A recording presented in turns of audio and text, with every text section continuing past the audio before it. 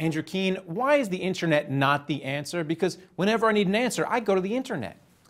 The internet isn't currently the answer. It's not working as the operating system for 21st century business, culture, economics. It's lending itself to more unemployment.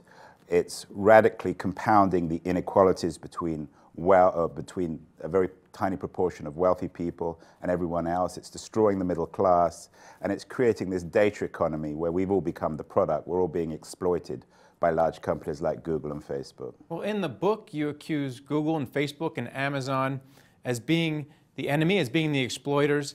But I thought that Wall Street and big oil were the problem. At least that's what happened during Occupy Wall Street. The reality is that Facebook and Google and Amazon are no different, no better, no worse than big oil, than big pharma. One of the delusions, one of the great lies of Silicon Valley is that they would reinvent business so that business would be good. But business is no better, no worse. Business is still defined by the bottom line. And these companies, which are remarkably profitable and very efficient and very brilliant in many ways, are no different from any other large multinational corporation. These are the dominant multinational corporations of the 21st century. Well, they certainly have bigger margins at Facebook and Google than in big oil. But tell me, what's wrong with Facebook? They're connecting people. Shouldn't that be a good thing? Yeah, in many ways, connecting people is a good thing, but Facebook is a slippery, slimy company.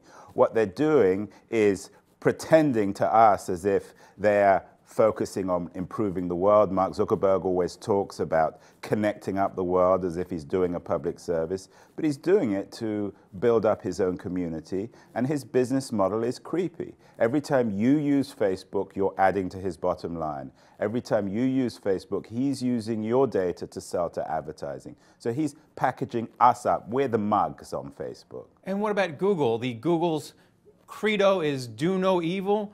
But it seems like they do a whole lot of spying as well. They do a lot of spying. They're not evil. They're no worse than GM. They're no worse than Dow Chemical. But they're not good. And their business model, as you say, is built on data, on acquiring data. Their business model, both Facebook and Google, are problematic because these are free models. We don't pay for them.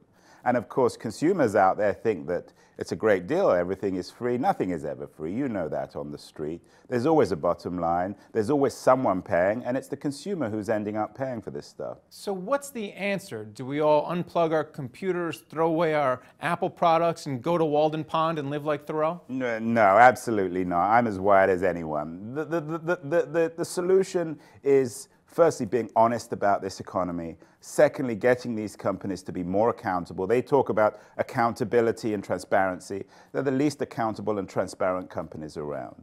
There's also a need for regulation. These these wild libertarian companies like Uber and Airbnb need to be regulated, and we need corporate self-regulation. Corporations need to work together, as they're doing on piracy, to fight against crime on the internet. And finally, we need self-regulation. People need to learn to behave themselves on the internet, to treat others with civility, in the same way as you and I are behaving very decently towards one another. People don't behave like that on the internet, so we all need collectively to grow up. One more question. Do you think the government needs to break up Google because of its search dominance, just the way they went after Microsoft, or some of the oil players at the early part of the 20th century? Look what came out of the Microsoft investigation. Google came out.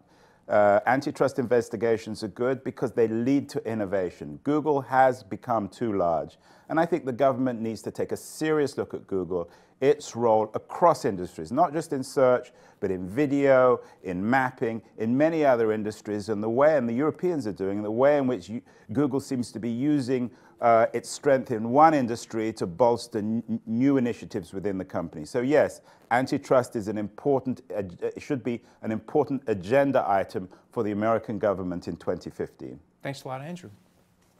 And thank you for watching The Street.